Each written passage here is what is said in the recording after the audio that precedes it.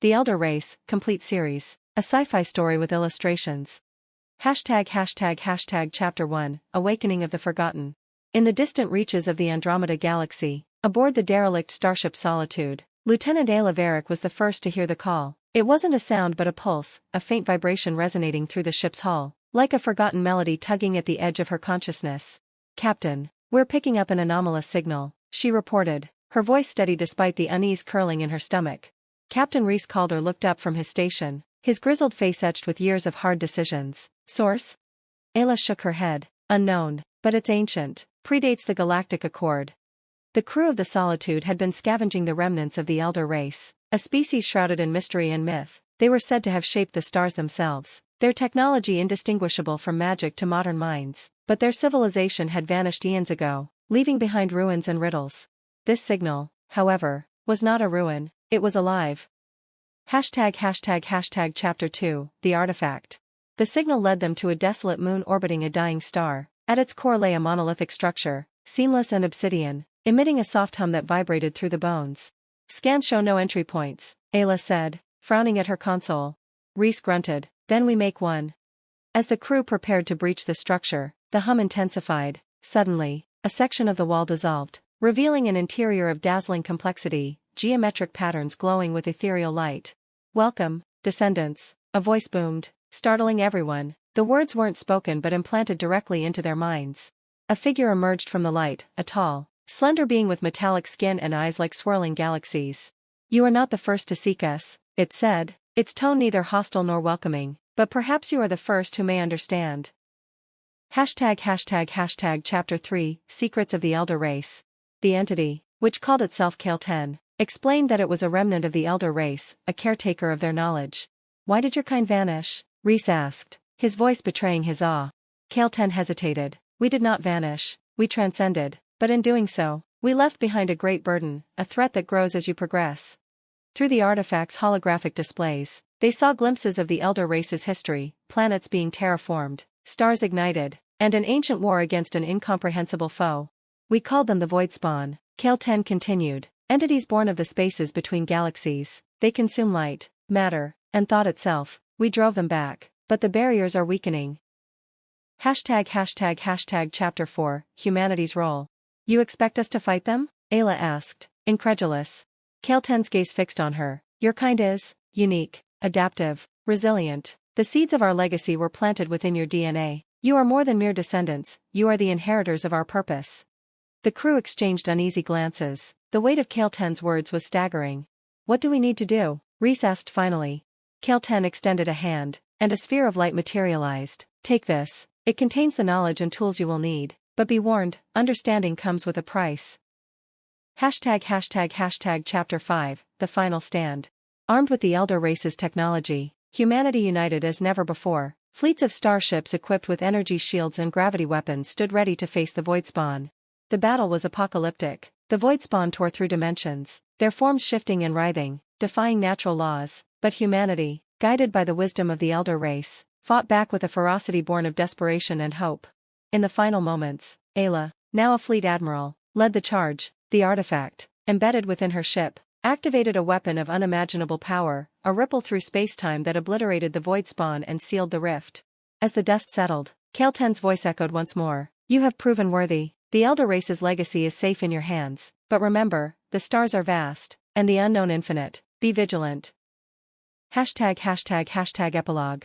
Centuries later, humanity thrived among the stars, a beacon of unity and strength. The legacy of the Elder Race was not just in their technology but in the lessons they imparted, to protect, to explore, and to rise above.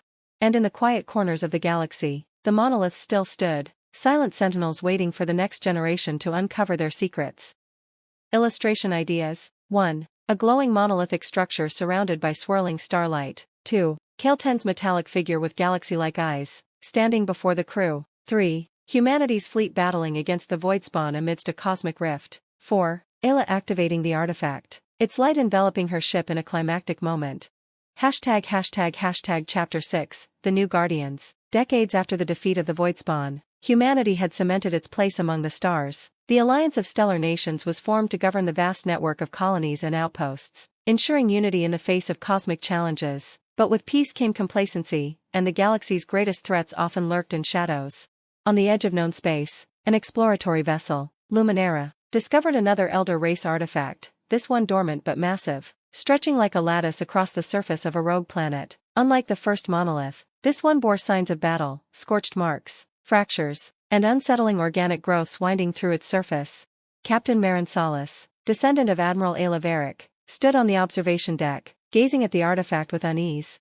"We've sent probes, but the readings make no sense," said Dr. Rail, the ship's lead scientist. "It's like it's alive but in stasis." Marin nodded. "Prepare a landing party. If this is what I think it is, we might be staring at a warning left unfinished." Chapter 7, The Shadow of the Void. The landing party descended to the surface, their boots crunching on the crystalline ground. The air was thick with static, and the artifact pulsed faintly, like a heartbeat. As they approached, a hologram flickered to life, Kael'ten's visage, but distorted, its once clear voice fractured into jagged tones. "Descendants, danger, void spawn, evolution." Before the message could complete, the organic growth surged, forming spiked tendrils that lashed at the team. They fired their weapons, retreating to the ship, but not before a tendril grazed Dr. Rail's suit. Back aboard the Luminara, Rail began to experience visions, memories of the Elder Race, fragments of their war, and something more ominous, a consciousness awakening. Chapter 8, The Rising Threat. The artifact's activation sent shockwaves through subspace, drawing the attention of hidden forces. Soon, reports flooded in from other sectors, strange ships emerging from dark rifts, their forms jagged and unnatural. "They're not void spawn," Rail whispered in a trance-like state, her eyes glowing faintly. "They're worse, the void spawn, adapted." The galaxy plunged into chaos as the new threat spread, their purpose clear, to consume and assimilate. The Alliance struggled to mount a defense, their fleets outmatched by the enemy's advanced technology and relentless aggression. Marin, desperate for answers, turned to the artifact. Guided by Rail's visions, they unlocked its deeper layers, uncovering a weapon the Elder Race had never dared to use, a device capable of rewriting the fabric of existence. Chapter 9, The Choice. The weapon, known as the Stellar Forge, required a massive energy source, a star. Using it would obliterate the enemy, but the consequences were unfathomable.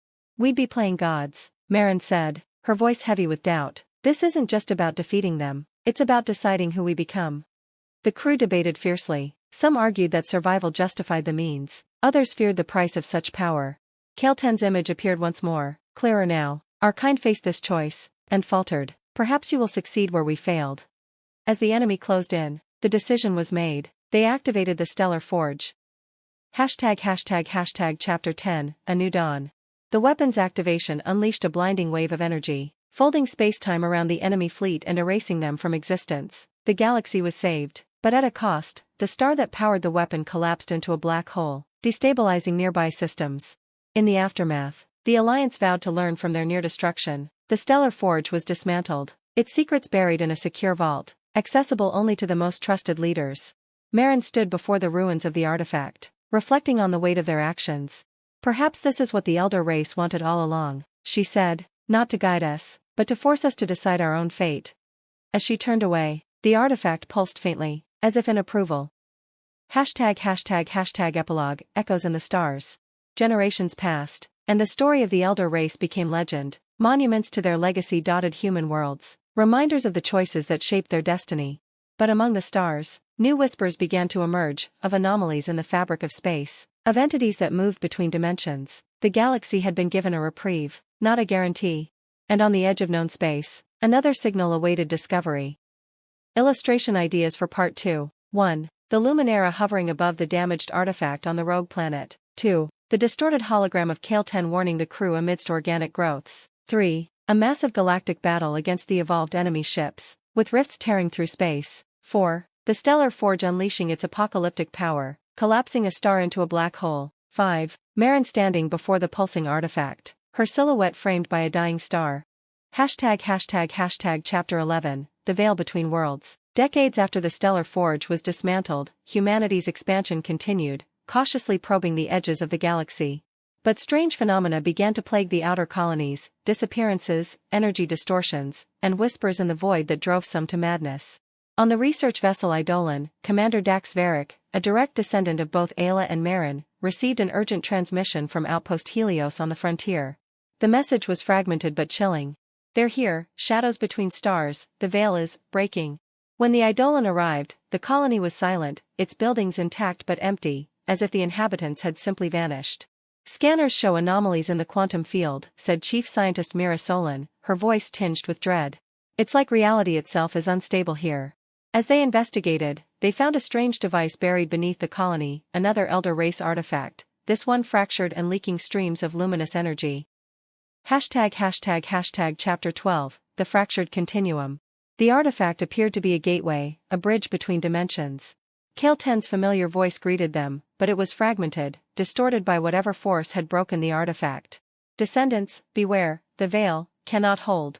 Before they could decipher more, the artifact surged with energy, and the crew was engulfed in a blinding light.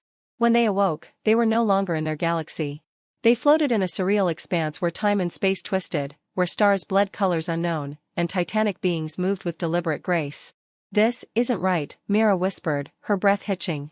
"We're in the between." The between was a theoretical space long discussed by scientists, a dimension beyond dimensions, where the void spawn had once come from. Chapter 13, Allies in the Void. As the crew struggled to navigate this alien realm, they encountered other ships, relics from civilizations long gone. Among them was an unexpected ally, a member of another species, the Ishvari, whose race had also been uplifted by the Elder Race millennia ago.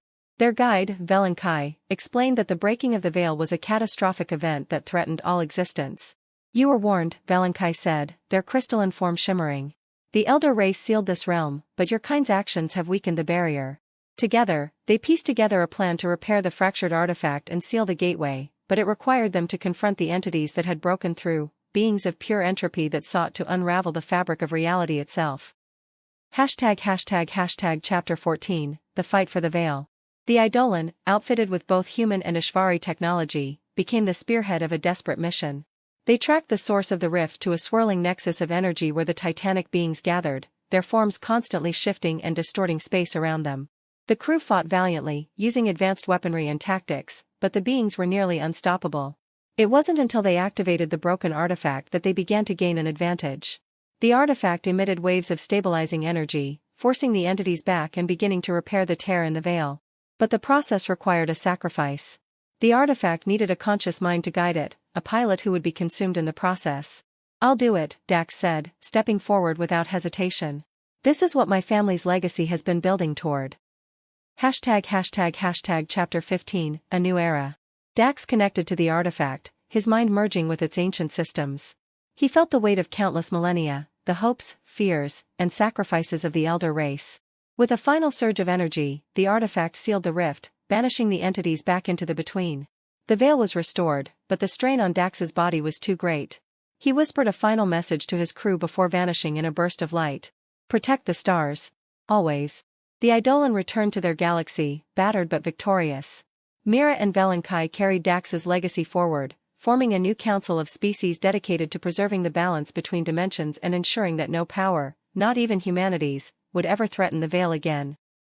Epilogue, The Watchers.